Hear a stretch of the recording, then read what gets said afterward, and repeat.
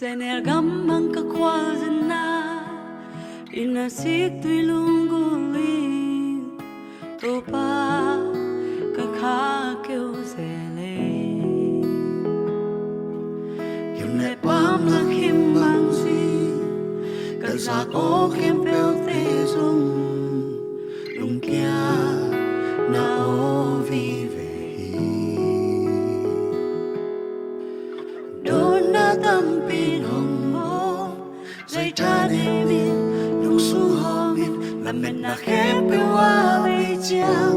wang te kin sa te pa nang kong de we pi tu wa ok to pa kul pi chim sa ku kyo te a hing sa ki ba ka mai lam hun te na khun su ovi apat na le atom na pasya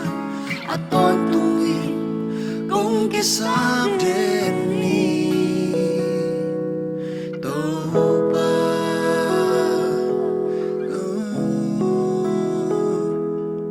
kung kisam den ni senel gambang kakwal sana inasit tuy lungguli to pa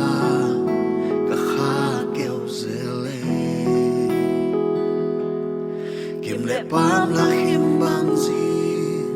kaza ko khem peu te zong lung kia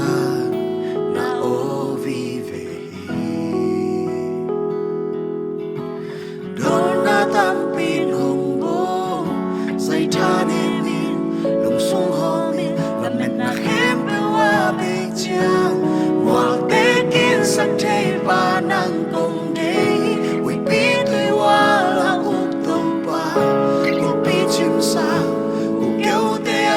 Sakiba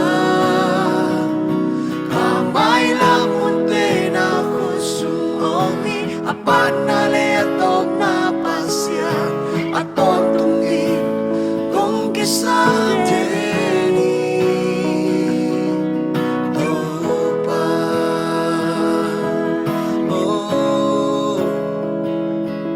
kung kisam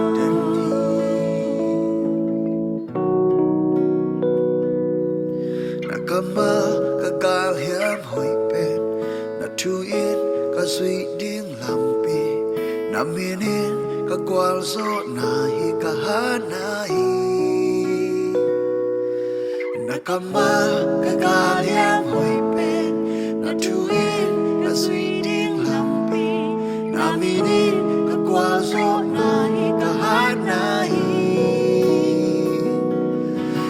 kamal kagal yam hoi pen na chuin ka sui tin lampi